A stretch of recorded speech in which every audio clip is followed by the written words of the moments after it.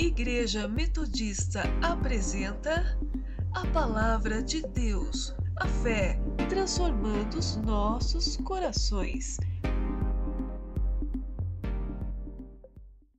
Eu quero te convidar a abrir a sua Bíblia no Evangelho de Lucas, capítulo 10. Nós estamos falando sobre o tema Casas de Paz. Eu não sei se você já deu uma olhadinha. Se ainda não deu, dá uma olhada no nosso banner. Nós colocamos um banner lá. Eu estou com a camiseta. Semana passada o pastor Éder também esteve aqui ministrando. E nós temos falado desse tema, as casas de paz, já que esse tem se tornado um desafio para a nossa igreja, especialmente nesse mês de março, o mês que vai entrar. Nós estamos desafiados a ter um tempo orando a Deus, clamando pela paz na vida das famílias, a paz pela cidade, a paz nos relacionamentos e em tantas outras situações. Abra sua Bíblia então, Lucas capítulo 10, que é o texto que nós já estamos vendo. O pastor Éder já ministrou duas palavras sobre esse tema, e eu quero ler com você a partir do verso 1, onde a Bíblia nos instrui, dizendo o seguinte: e depois disso, o Senhor designou outros 72, e os enviou de 2 em 2 adiante dele, a todas as cidades e lugares para onde ele estava prestes a ir. E lhes disse: a colheita é grande, mas os trabalhadores são poucos. Portanto, peçam ao Senhor da colheita que mande trabalhadores para a sua colheita. Vão, eu os estou enviando como cordeiros entre lobos. Não levem bolsa, nem saco de viagem, nem sandálias, e não saúdem a ninguém pelo caminho. Quando vocês entrarem numa casa, digam primeiro: paz a esta casa. Se houver ali um homem de paz, a paz de vocês repousará sobre ele. Senão, ela voltará para vocês. Fiquem naquela casa e comam e bebam o que derem a vocês, pois o trabalhador merece o seu salário. Não fiquem mudando de casa em casa. Eu vou ler novamente o verso 7, que diz assim: fiquem naquela casa e comam e bebam o que derem a vocês, pois o trabalhador merece o seu salário. Não fiquem mudando de casa em casa. Feche os teus olhos mais uma vez, curve a sua cabeça. Nós vamos ter uma palavra de oração, entregando esse momento nas mãos do Senhor. Pai querido, nós estamos diante da Tua palavra, Senhor, e ela sempre se revela como lâmpada para os nossos pés e como luz, Senhor, para os nossos caminhos. Nós vivemos em desafios constantes nos nossos relacionamentos, na nossa sociedade, e nós como igreja precisamos da paz que vem do alto. Precisamos da paz do Senhor sobre as nossas vidas. Por isso, nessa hora, Pai, vem com a Tua palavra, vem com o Teu Espírito, Deus, se revelar mais uma vez no meio da Tua igreja, ministrando assim os nossos corações e trazendo às nossas vidas aquilo que tanto nós precisamos, que é a paz do Senhor, que excede todo o entendimento. Esse é o nosso desejo e oração, e fazemos assim em nome de Jesus Cristo. Amém. Queridos, nós já estamos falando então, como eu disse, por 3 domingos, desse tema, Casas de Paz. O pastor Éder ministrou já 2 palavras. Se a tua rede de células já recebeu os livrinhos, você consegue acompanhar essas palavras na íntegra. Todas as palavras que estão sendo ministradas aqui, elas estão na íntegra nos livrinhos que vocês vão receber para fazer o desafio da semeadura da paz. Então, quando você receber o seu livrinho, através do seu líder de rede, através do seu líder de célula, você vai poder acompanhar cada uma dessas palavras. Algumas redes, acredito que já até distribuíram os livrinhos. Então, se você já está com o livrinho aí na sua mão, hoje é a palavra número 3, que nós trataremos de um assunto muito pertinente para o estabelecimento das casas de paz. Que assunto é esse? É o assunto dos relacionamentos. Eu e você fomos chamados por Deus para desenvolvermos, sim, uma vida santa, para caminharmos diante do Senhor através de busca religiosa, santificada na presença do Senhor, mas também fomos chamados por Deus para viver relacionamentos, né? É impossível que alguém, né, querendo, ainda que queira viver uma vida individualista, ainda que queira viver uma vida sozinho, uma vida sem relacionamentos, é impossível que você esbarre em determinado momento da sua vida nos relacionamentos, porque se relacionar é uma parte essencial da nossa vida, se relacionar é uma parte essencial também da nossa vida cristã, e é através dos nossos relacionamentos que nós conseguimos então semear aquilo que nós temos buscado tão avidamente nos últimos dias, que é a paz, né? Nós estamos buscando a paz, mas não é a paz do mundo, não é a paz de um governo bem sucedido, nós estamos buscando a paz de Cristo Jesus, a única paz que é capaz de trazer conforto, consolo e direção para os nossos corações. Nosso mundo está tão perdido, nós temos visto circunstâncias tão desastrosas na nossa nação, nós temos percebido relacionamentos tão moídos, infelizmente, pela vida, pelas escolhas e pelo tão conturbado momento que nós estamos vivendo no nosso quadro social. Eu ainda poderia, talvez, colocar algum tipo de esperança nos nossos governantes, poderia talvez colocar algum tipo de esperança na nossa nação, naquilo que de alguma forma pode acontecer entre os nossos governantes, mas eu posso dizer para você muito tranquilamente algo que Deus tem colocado no meu coração. Eu tenho certeza que, muito embora os nossos governos possam melhorar, muito embora possa acontecer um milagre no nosso governo e uma nova legislação possa mudar os rumos da nação no que diz respeito à sua organização, mas eu tenho certeza de uma coisa: mesmo que o nosso governo melhorasse, mesmo que a nossa estrutura social melhorasse muito, mesmo que acontecesse milagres na administração do Brasil, ainda assim, queridos, existe algo que somente eu e você, como transmissores da paz, podemos fazer pela nossa nação. O governo pode mudar a legislação, pode melhorar a sua administração, mas o governo, o Brasil, jamais conseguirá trazer a paz do céu, porque quem traz a paz do céu sou eu, é você. Quem traz amor de Cristo Jesus sobre a vida das pessoas sou eu, é você. Tudo pode acontecer na nossa nação, podemos até mesmo viver uma reviravolta, não sei, nos próximos anos, mas de algo eu tenho certeza: ainda que vivamos uma reviravolta nas nossas administrações, ainda que o nosso governo melhore muito, a paz que vem dos céus só pode ser trazida através da igreja, amém? Só você, olha para a pessoa que está ao seu lado e fala assim: a paz de Deus, é você que traz. Queridos, isso é algo que tem que estar nos nossos corações, um poder que vem do alto, é o que pode gerar transformação.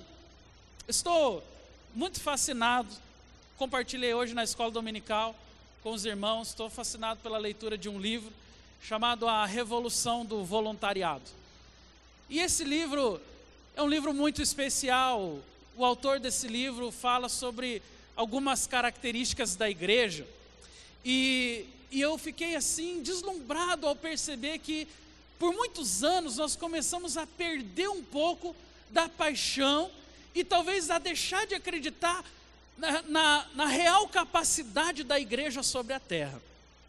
Hoje nós temos uma infinidade de ONGs, de instituições, de grupos societários, de pessoas empenhadas pelo bem-estar da humanidade, que estão trabalhando e fazendo belíssimos trabalhos ao redor do mundo. E isso é bom que aconteça, mas assim como eu me referi aqui ao governo, também me refiro a qualquer outra instituição. E eu quero dizer para você uma coisa: não existe nada que se compare à igreja na terra. Deus instituiu a igreja na terra. Eu e você precisamos voltar a acreditar no potencial, na capacidade da igreja sobre a terra. Talvez muitos de nós, frustrados com os diversos testemunhos negativos da igreja, com várias coisas que aconteceram ao longo da história, talvez já tenhamos perdido a esperança na igreja. Mas eu quero dizer uma coisa para você: a igreja é uma instituição divina. E todas as vezes que nós mencionamos igreja, por mais que existam mazelas históricas sobre a vida da igreja, eu e você precisamos sempre nos recordar: igreja é instituição divina. Da mesma forma, o casamento. Você conhece alguém que já se decepcionou na sua vida conjugal?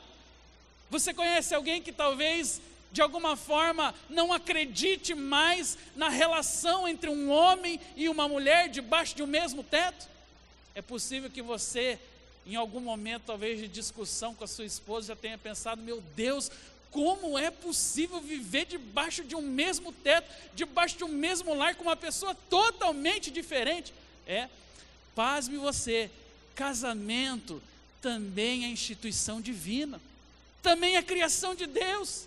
Por mais que você tenha todos os motivos para dizer: ah, mas isso aconteceu, ah, mas isso não dá certo, também é vontade de Deus que os homens, estejam unidos através do matrimônio. Então nós podemos, ao longo do nosso trajeto histórico, ir perdendo a esperança em instituições divinas. Mas eu quero dizer para você, e eu estou realmente fascinado por essa palavra: a igreja, sem dúvida nenhuma, é o que restou nesta geração para que nós possamos fazer uma grande revolução. Quando eu compartilhei com os irmãos hoje pela manhã, algo que eu estou lendo desse livro, A Revolução do Voluntariado, o autor faz uma colocação muito importante. Ele fala assim: não existe sobre a terra nenhuma instituição que se compare com a igreja quando ela funciona bem. E aqui está o detalhe da palavra. Porque a igreja é uma bênção quando ela funciona bem, quando ela faz o que está na palavra. Meus irmãos, quando nós olhamos para textos como esse, que nós estamos desafiando a nós mesmos e a vocês, nós não estamos pegando algo assim do nada. Nós não lemos num jornal que uma estratégia pode dar certo, não. Você tem observado muito claramente o nosso cuidado em sempre olhar para a palavra, o que está nas escrituras, o que o Senhor nos tem mandado fazer, de que forma nós precisamos nos colocar à disposição do Senhor. Então as escrituras têm sido para nós a base para fundamentar a vida da igreja, porque do contrário, meus irmãos, nós podemos sim ter uma grande reunião de pessoas, mas nunca teremos comunhão entre os santos. E há uma diferença muito grande entre você reunir gente dentro de um galpão e você comungar com os santos em Cristo Jesus. Reunião acontece em vários lugares. Amanhã, segunda-feira, várias escolas. Amanhã, segunda-feira, várias empresas vão reunir pessoas dentro de galpões, dentro de prédios. Mas há uma diferença entre esta reunião que está acontecendo agora e reuniões que acontecem no dia de amanhã. Essa reunião tem um objetivo de gerar nos nossos corações comunhão, Porque não somos ajuntamento de pessoas. Somos uma igreja buscando comunhão, buscando relacionamento. A igreja não pode ser diminuída a ponto de ser observada apenas como uma grande instituição. Queira Deus que nossa imagem, que o nosso testemunho por aí afora seja de um grupo de pessoas que conhece, adora e busca a presença de Deus.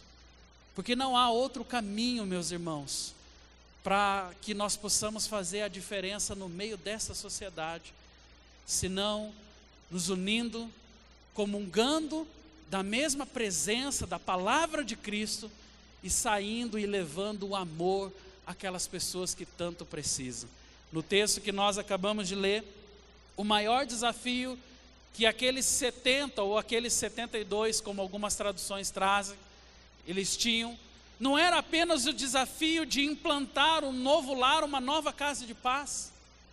O maior desafio não era só achar uma família, achar um grupo de pessoas que estavam sem paz, para poder ali levar a paz. O maior desafio que aqueles homens tiveram junto com Jesus foi estabelecer um relacionamento intenso com as pessoas. Eu tenho fortes indícios na leitura desse texto para dizer para você que o tipo de evangelismo que esses homens fizeram, levando a palavra de Deus, não foi um evangelismo do tipo fast food, não foi um evangelismo superficial, não foi um evangelismo na base apenas do panfleto Jesus te ama. Eu tenho fortes indícios olhando para esse texto em dizer para você que o evangelismo que eles fizeram foi um evangelismo altamente relacional. Tinha relacionamento, tinha comunhão, tinha momento junto, não era apenas um impacto evangelístico, não era apenas um evangelismo explosivo, não era apenas algo para chamar a atenção da sociedade. Era algo que tinha, sem dúvida nenhuma, um projeto, uma oração, que tinha um propósito definido, ou seja, se relacionar além das necessidades das pessoas. Era mostrar para eles o reino de Deus, era implantar o reino de Deus, era preparar o caminho do Messias, que viria logo após eles, talvez ministrando cura, ministrando libertação, tocando aquelas vidas, realmente gerando a manifestação do seu Espírito, para que todos pudessem ter uma experiência diferente com o Senhor. Então o que nós vemos na palavra de Deus é sem dúvida algo que nos chama a atenção.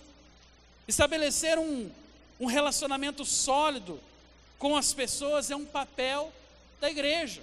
Eu queria que você, olhando aí para a sua Bíblia, lá no versículo de número 7, observasse comigo algumas direções que o texto nos dá sobre essa questão dos relacionamentos.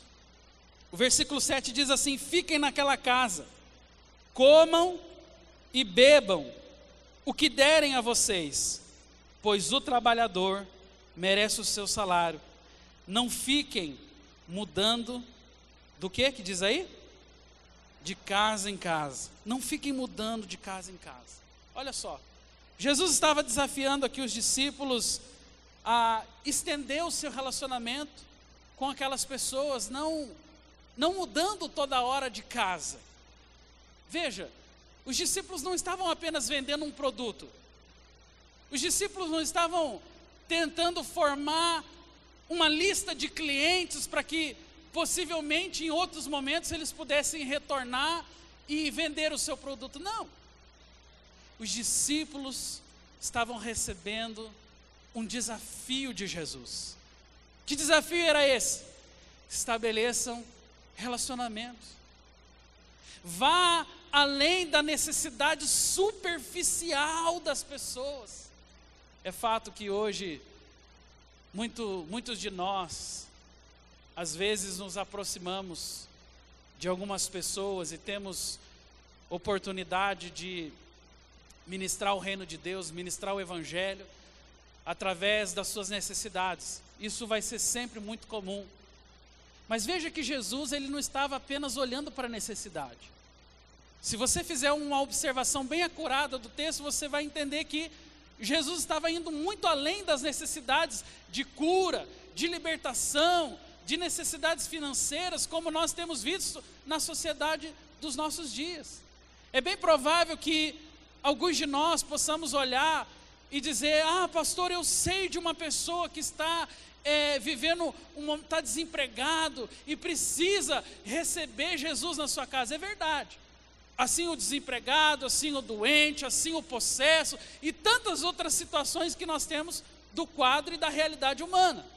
Porém, Jesus estava querendo desafiar os discípulos a ir um pouco além da realidade humana, a ir um pouco além da cura, a ir um pouco além da libertação, a ir um pouco além das suas necessidades. Porque o fariseu, ele muitas vezes, para poder cumprir o papel religioso dele, ele é capaz sim de ir lá, entregar uma cesta básica, né, ou dar alguma ajuda financeira para uma pessoa, mas eu penso, meus irmãos, que o desafio de Jesus era muito além do que olhar apenas para as necessidades físicas, econômicas daquelas pessoas. Jesus queria buscar o coração deles. Jesus queria que os discípulos entrassem na vida daquelas pessoas, entendessem as suas histórias, entendessem as suas dores, percebessem, quem sabe, o que levou eles a viver aquele estilo de vida tão desastroso. Então a palavra de Deus, através do desafio que Jesus dá aos seus discípulos, era para que eles pudessem entrar na história daquelas pessoas e poder compartilhar a palavra, e poder dizer a eles o quanto Jesus os ama, poder dizer a eles que o reino de Deus está próximo, que a volta do Senhor está próximo. E veja bem, meus irmãos, se naquela situação já estava muito próximo, imagine hoje. Era de alguma forma levar aquelas pessoas a entender que não podemos deixar decisões tão sérias para o dia de amanhã. A decisão que nós precisamos tomar, a decisão que a sociedade precisa tomar é hoje. A palavra de Deus, no livro de Hebreus, nos traz exatamente essa informação hoje. Se vocês ouvirem a voz do Senhor teu Deus, não endureçam o coração. A Bíblia não fala amanhã, a Bíblia não fala mais para frente, quem sabe daqui um ano, quem sabe daqui um mês, não. A palavra fala hoje. Se ouvires a voz do Senhor teu Deus, não endureça o coração. O propósito de Jesus era salvar. O propósito de Jesus era libertar sim aquelas pessoas. O propósito de Jesus era gerar cura no meio daquelas pessoas. Mas além de tudo isso, o propósito de Jesus era poder estar no coração deles, era poder viver sobre a vida daquelas pessoas. Não era só uma cura fast food, não era só uma libertação fast food, não era apenas um momento espiritual, mas Jesus queria entrar na casa daquelas pessoas e fazer morada sobre a vida delas. Em nossos dias não é diferente. Nós precisamos nos atentar para desafios como esse que os discípulos receberam, porque nós também estamos todos os dias nos relacionando com pessoas que ainda esperam por quem sabe uma mudança na sociedade, quem sabe uma mudança no governo. Eu também espero isso, de verdade, mas eu sei que a verdadeira mudança, eu sei que a mudança de coração, de alma, eu sei que a transformação espiritual só pode vir através dos céus. E ela vem através das nossas vidas, porque nós estamos em comunhão com Deus, amém? Há uma segunda coisa que eu quero observar com você nesse texto. A Bíblia nos diz, lá no versículo 4, se você puder dar toda a sua atenção nesse momento para a leitura.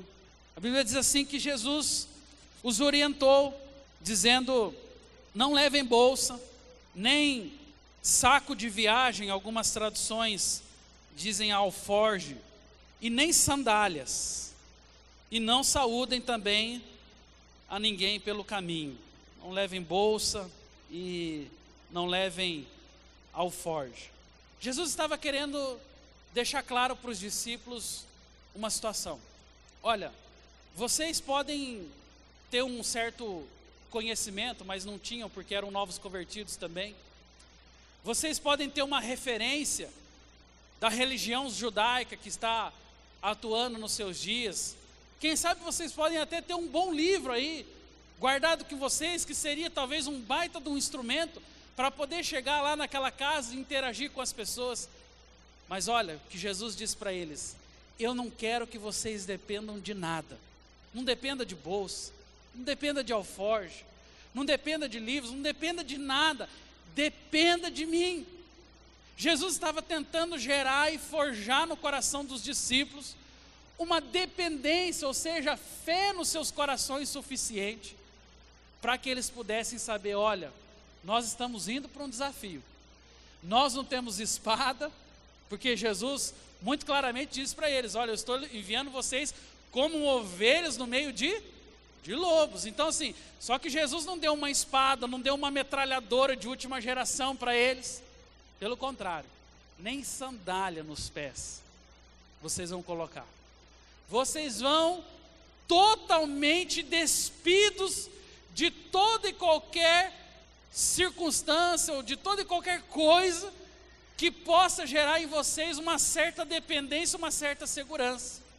Ora, o que Jesus estava querendo dizer com isso é muito simples. A minha segurança para fazer qualquer coisa que diga respeito ao reino de Deus precisa estar nele. A minha dependência, toda e qualquer ação da minha vida, todo e qualquer projeto que eu estabeleça precisa verdadeiramente passar pela prova da segurança em Deus. Porque é muito fácil eu e você, em desafios como esse, nos munirmos de várias situações para podermos, quem sabe, conseguir assim uma certa segurança para o nosso coração e dizer: não, olha, se isso não der certo nós tentamos aquilo, se aquilo não deu certo nós tentamos aquilo ou outro. E muitas vezes isso é apenas uma especulação vaga dos nossos corações, porque tudo de que as pessoas precisam e de que nós também precisamos é da presença dele, é da presença do Pai. E eu e você não podemos temer. O pastor Éder fez essa colocação na semana passada. O que pode nos impedir de aceitar um desafio da palavra de Deus? Às vezes é o temor. Temor que vem justamente da insegurança, de não sabermos o que vai acontecer, de não sabermos como reagir, às vezes até mesmo de não sabermos como falar. Mas o próprio Jesus fez uma declaração dizendo: olha, naquele dia, naquela hora, vocês não se preocupem com o que vocês vão falar, porque eu falarei através de vós com o meu espírito. Quando eu fico inseguro, quando eu fico preocupado, na verdade é porque eu estou depositando toda a confiança em mim mesmo. Na verdade é porque eu estou dependendo o tempo todo de mim mesmo.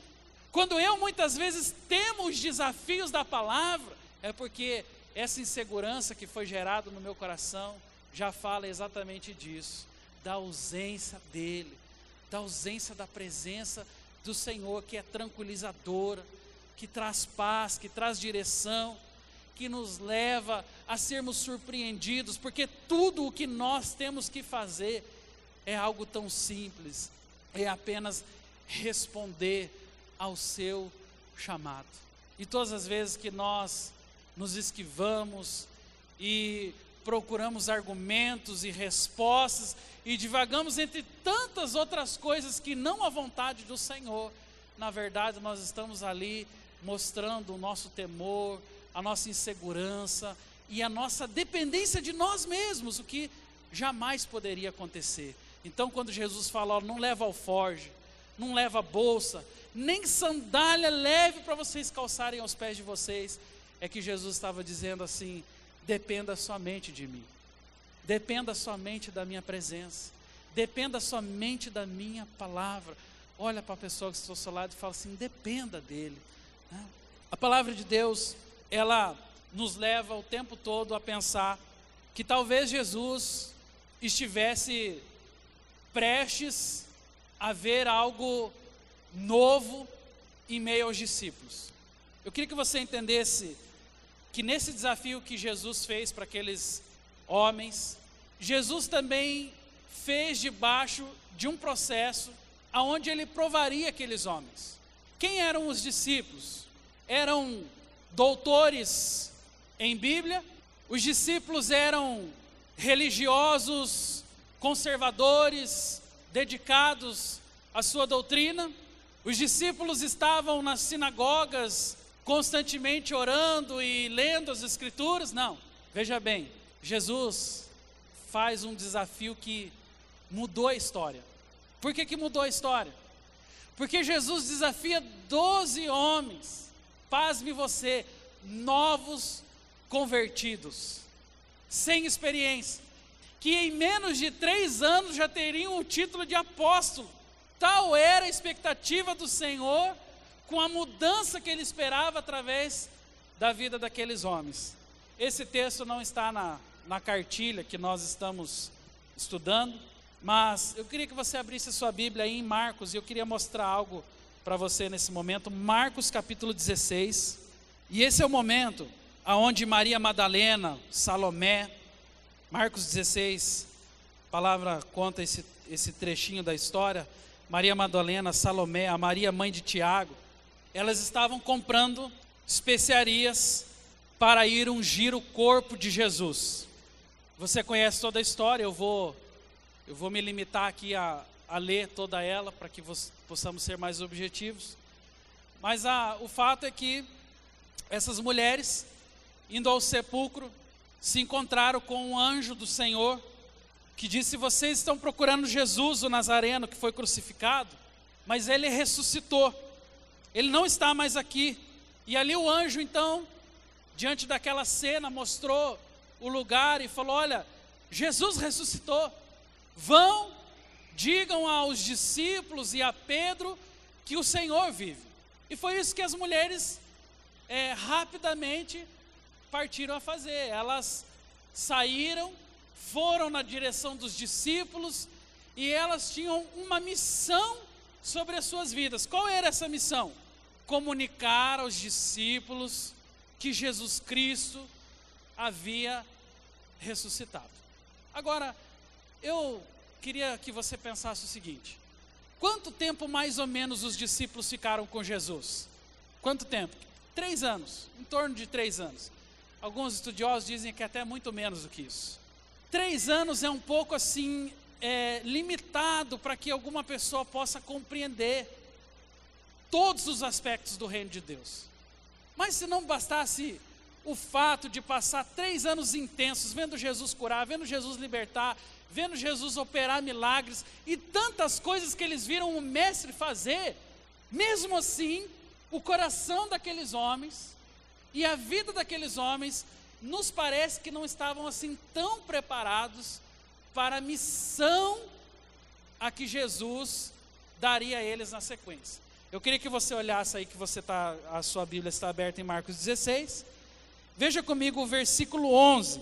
A Bíblia diz assim: quando elas foram anunciar então a ressurreição de Jesus, quando ouviram que Jesus estava vivo e fora visto por ela, o que está escrito aí na sua Bíblia? Não creram. E depois Jesus apareceu, olha só isso, noutra forma a 2 deles, está se referindo aqui aos discípulos no caminho de Emaús, estando eles a caminho do campo, e eles voltaram e relataram isso aos outros, mas também nestes, eles, o que diz aí? Não creram de novo. E mais tarde Jesus apareceu aos 11, enquanto eles comiam, e censurou-lhes a incredulidade e a dureza de coração, porque, o que está escrito aí? Não acreditaram nos que o tinham visto depois de ressurreto. 3 versículos que mostram a incredulidade dos discípulos. Não creram e não acreditaram. Quando Jesus ressuscitou, e olha que Jesus passou 3 anos tentando de alguma forma trazer ao coração daqueles homens a clareza do seu propósito de vida, que era morrer e ressuscitar. Mas mesmo assim não creram, mesmo assim não acreditaram. Meus irmãos, eu confesso para vocês, se eu fosse Jesus, se eu estivesse no lugar do mestre, e passasse 3 anos ensinando as pessoas qual era o propósito, o que eles deviam fazer, e no momento mais importante, que é o momento da ressurreição, essas pessoas não crescem, eu iria ficar decepcionado. Eu iria falar: meu Deus, eu fiquei 3 anos ensinando para vocês. Eu fiquei 3 anos investindo em vocês. Eu fiquei 3 anos pregando, realizando milagres. Mesmo assim, não foi suficiente. Eles não creram. Eu iria ficar decepcionadíssimo. Eu iria olhar para os discípulos e falar: o quê? Instituir a igreja através de homens como vocês? Eu iria olhar para aqueles miseráveis e eu iria dizer para vocês: vocês estão dispensados, vocês foram reprovados. Eu ensinei vocês 3 anos sobre como crer, que eu iria ressuscitar, que eu tinha um projeto, que eu tinha um plano, e agora vocês não creem. Sabe o que Jesus fez? E aí eu acho que eu vou chocar você, como na leitura desse texto eu também fiquei chocado. Continue lendo o texto nos versos 15 e 16. A história terminou aqui no 14, no verso 14. E depois começa o verso 15 e o verso 16. Olha só, para você poder assim se inteirar um pouco melhor, o verso de número 14, ele fala assim: apareceu aos 11, estando eles assentados juntamente, lançou-lhes o rosto a sua incredulidade e dureza de coração, por não haverem crido. Olha só, até o verso 14, ainda estava escrito aqui, eles não criam, eram incrédulos. E no verso 15 e verso 16, olha o que Jesus faz. E disse-lhes: ide por todo o mundo. Fazer o quê? Meu irmão, você consegue perceber a dissonância? Como que o incrédulo, o não crente, vai por todo o mundo e prega o evangelho a toda criatura? Quem crer e for batizado, a minha pergunta é: se eles não criam, como assim quem crer e for batizado? Sabe, meus irmãos, eu demorei um certo tempo assim para assimilar essa palavra. Até foi, o pastor Éder estava junto quando a gente recebeu essa ministração do Glênio Paranaguá, pastor Glênio de Londrina, e eu fiquei mastigando essa palavra, porque eu falei: puxa vida, onde está a dedicação desses discípulos? Onde está o amor desses discípulos por Jesus? Onde está todo o aprendizado? Onde está tudo aquilo que eles observaram através dos atos milagrosos? Meus irmãos, Jesus parecia ser louco ao desafiar um bando de incrédulos para uma missão tão nobre como a missão de pregar o evangelho a toda criatura.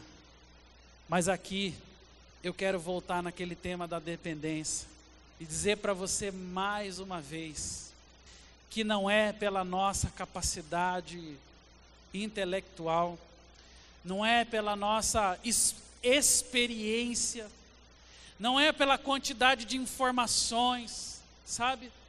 Ninguém melhor do que Jesus para dizer isso para os nossos corações, porque todas as vezes que eu penso sobre a eficácia do evangelho, a minha mente carnal e humana está pensando na capacidade, nos dons, nos talentos, está pensando em colocar à disposição de Deus, aquilo que eu tenho de melhor.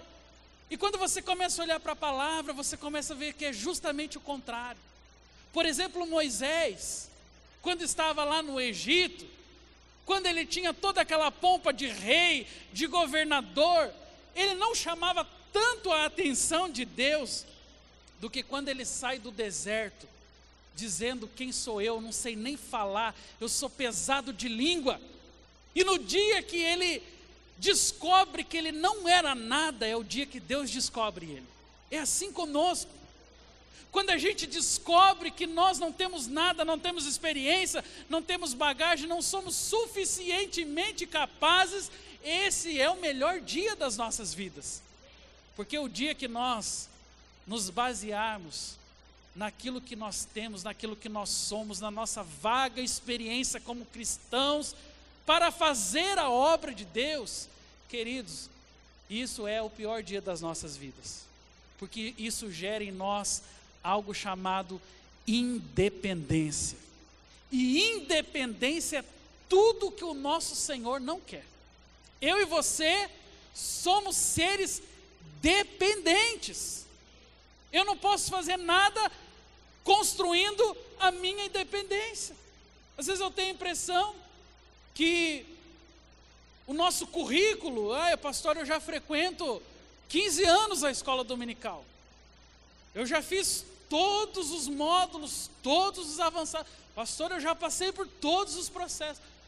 Meus irmãos, às vezes nós nos enchemos disso, como se isso fosse a aprovação para que pudéssemos ser usados por Deus. Eu quero dizer para você que não existe nada mais poderoso para ser usado por Deus do que algo chamado disponibilidade. Quem Deus usa? O talentoso, o experiente, aquele com um currículo vasto de situações aonde ele já cresceu. Não, ele usa o disponível, aquele que é capaz de, como Isaías lá no capítulo 6, Senhor, eu estou no meio de um povo de impuros lábios, né? Estou no meio de uma nação que está corrompida, mas mesmo assim, Senhor, eis-me aqui, me usa.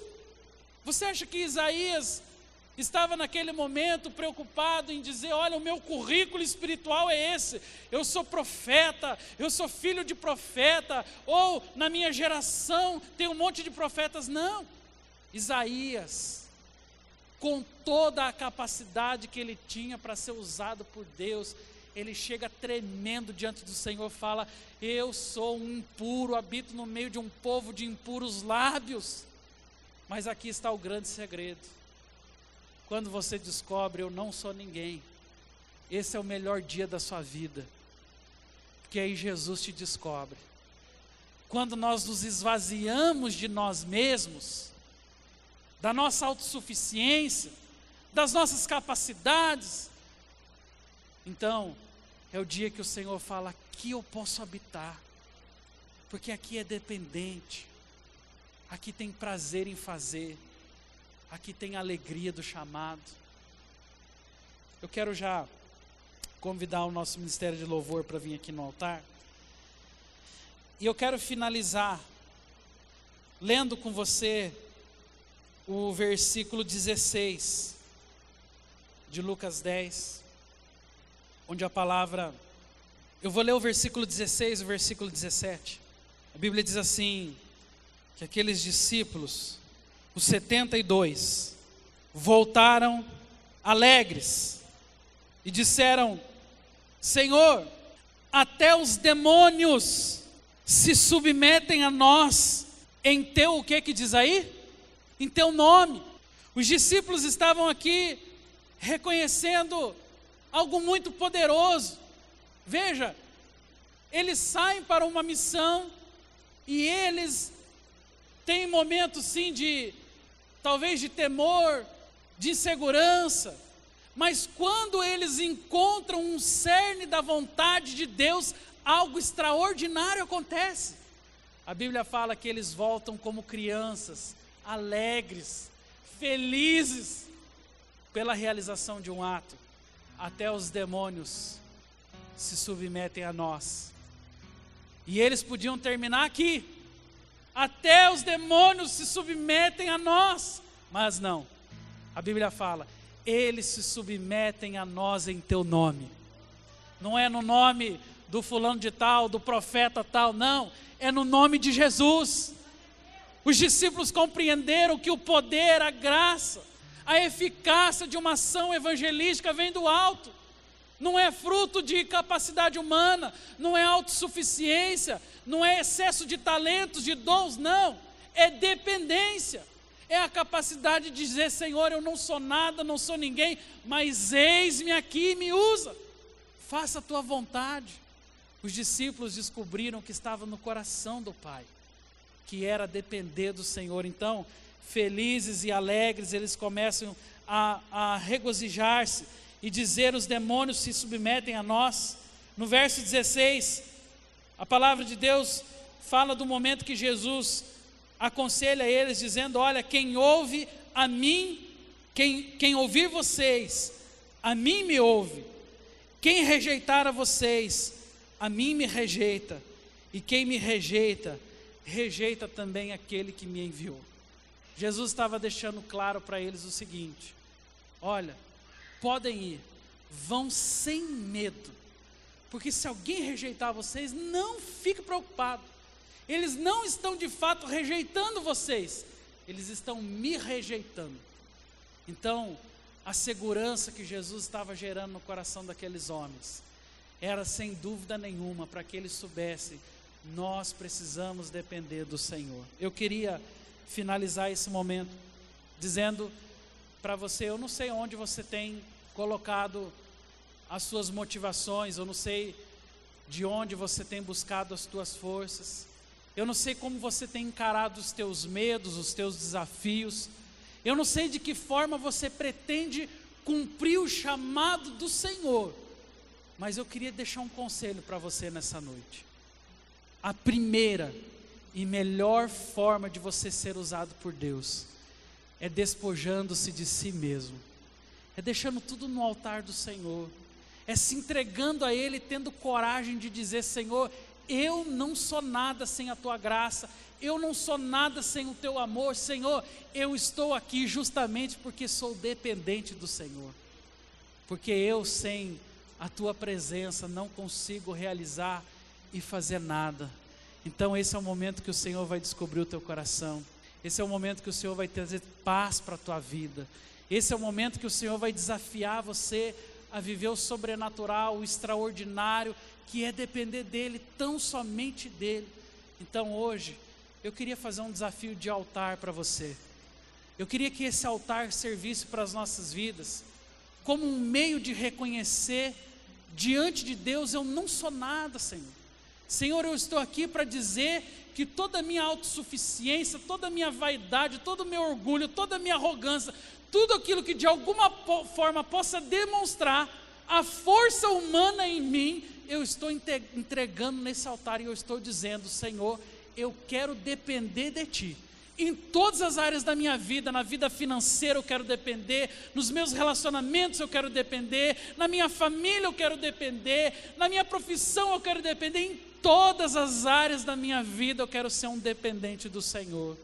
Saia do seu lugar e venha aqui para esse altar nessa hora, se você quer entregar a sua vida e reconhecer a dependência do Senhor.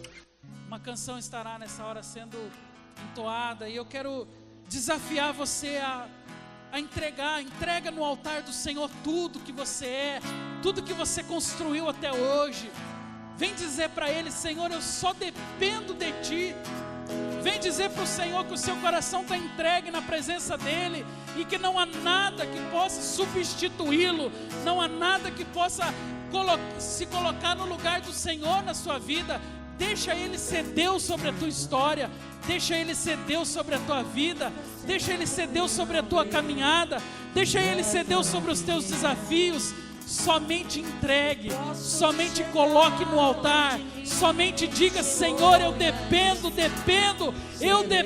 de Ti, Senhor, eu dependo da Tua promessa, eu dependo da Tua palavra, eu dependo do Teu agir. O Senhor é tudo para mim, ó Pai, e eu não quero fazer nada que não tenha o aval do Senhor sobre a minha vida. Venha para esse altar dizer isso para Ele. Venha dizer: Senhor, eu estou aqui na condição de alguém que precisa, na condição de alguém que depende, na condição de alguém que quer viver uma vida segundo a sua vontade. Diga isso para Ele, vai dizendo isso para Ele, vá declarando, vai deixando que toda resistência, toda autossuficiência, vá deixando toda vaidade, todo orgulho, toda arrogância, tudo aquilo que tira você da dependência do Senhor hoje. Não leve alforje, não leve bolsa, não leve sandália, não leve nada, somente leve a presença de Jesus Cristo sobre a sua vida, e você verá o extraordinário de Deus acontecer, porque naquele dia e naquela hora vocês não saberão o que dizer, mas eu falarei por vós. É eu quem falo, sou eu quem ministro, sou eu quem derrama graça sobre os corações. Fala isso para Ele, fala: Senhor, eu vim depender do Senhor nessa hora. Oh Jesus, vem sobre o Teu povo agora, ó Pai. Vem derramar a Tua unção de segurança sobre os nossos corações. Nós não queremos colocar a segurança na nossa inteligência, na nossa capacidade construída, nos nossos dons, nos nossos talentos. Não é nada disso, Senhor, é a Tua presença, e somente a Tua presença que nos faz, Senhor, ver o sobrenatural acontecer. Vá dizendo isso a Ele, vá declarando a Ele a sua dependência, meu irmão. Toda honra para Ti, Teu nome está acima de toda a terra. Acaso o servo dirá ao Teu Senhor o que Ele fará? Eu não sou nada sem Ti. Eu não sou nada sem Ti.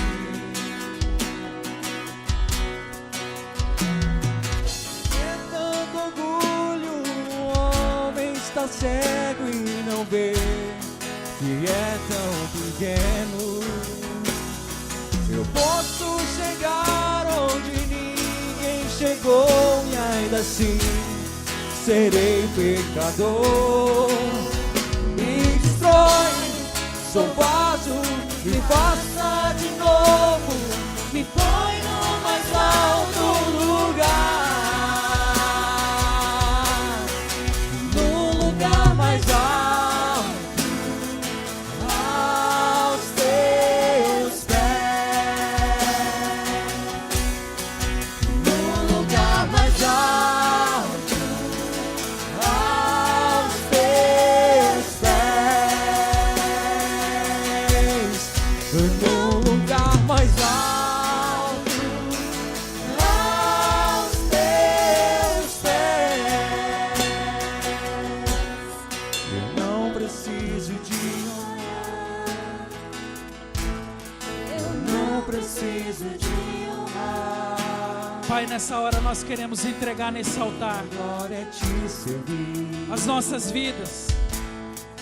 Toda Pai, eu honra quero nessa para hora Ti. declarar que esse altar, Teu nome está nesse momento, Senhor, ele está servindo como símbolo toda a terra. de uma verdadeira entrega e dependência do Senhor. Servo dirá, Quantas vezes na nossa vida nós tentamos fazer pelas nossas próprias forças, Senhor? Quantas vezes na nossa história nós nos respaldamos, Senhor, daquilo que nós temos, daquilo que nós conquistamos, Quantas vezes, Senhor, nós somamos a nossa arrogância com a nossa vaidade e tentamos desbravar a vida na força do braço, na força da inteligência, na força das conquistas, na autossuficiência humana. Quem somos nós, Senhor? A Tua palavra mesmo diz que do pó nós viemos e ao pó nós voltaremos. A Tua palavra o tempo todo nos leva a pensar sobre uma total dependência do Senhor. Nós não queremos apenas depender na vida espiritual, nós queremos depender em tudo, Senhor. Tira a independência forjada dos nossos corações, tira a autossuficiência, tira a arrogância. Nos faz, ó Deus, perceber quanto nós precisamos de Ti, da Tua palavra. Nos faz perceber o quão incompleto nós somos quando não temos o Teu amor, quando não temos a atuação da Tua graça. Que essa noite, Senhor, sirva como um despertamento para que nós possamos, ó Deus, aceitar o desafio de sermos semeadores da paz. Não porque temos algo humano a oferecer, não porque estamos na igreja há muitos anos, não porque conhecemos a palavra, não porque vamos à escola dominical, mas porque nós dependemos do Senhor, e porque o Teu amor me constrange ao ponto de me sentir o tempo todo desafiado a fazer o melhor para o Senhor, a fazer o melhor para o meu Deus. Por isso eu quero profetizar sobre esses meus irmãos que estão aqui comigo, Senhor. Nós somos vaso na mão do oleiro, e nós queremos ser instrumentos do Senhor para esta geração. Nós queremos ser os portadores do amor, da graça e da esperança que esse mundo precisa. Pai, pela Tua misericórdia, assim como o Senhor usou aqueles discípulos inexperientes e incrédulos, pela Sua misericórdia eu quero profetizar, usa as nossas vidas também, Senhor, mesmo nas nossas limitações, mesmo nas nossas lutas, mesmo nas adversidades, Pai. Aqui tem um povo se entregando ao Senhor e reconhecendo que só Jesus Cristo é o Senhor das suas vidas. Pai, nós precisamos disso. Por isso eu profetizo sobre esta geração, que sobre eles virá a graça, o poder, que sobre eles virá a compaixão, sobre eles virá o amor, sobre eles virá a alegria de sair por esse mundo e fazer discípulos e ministrar o amor e a paz de que esse mundo tanto precisa, Deus. Torna esse povo aqui, torna essa geração agentes da missão do Senhor nesta terra. É o nosso desejo, Senhor, é a nossa oração, e nós fazendo isso, ó Pai, crendo no único, no precioso nome de Jesus Cristo de Nazaré. Vamos aplaudir o Senhor e vamos declarar a vontade dEle sobre os nossos corações. É por Ele, é por meio dEle e é para Ele todas as coisas, em nome de Jesus Cristo. Glórias ao Teu nome, Senhor. Aleluia, Pai.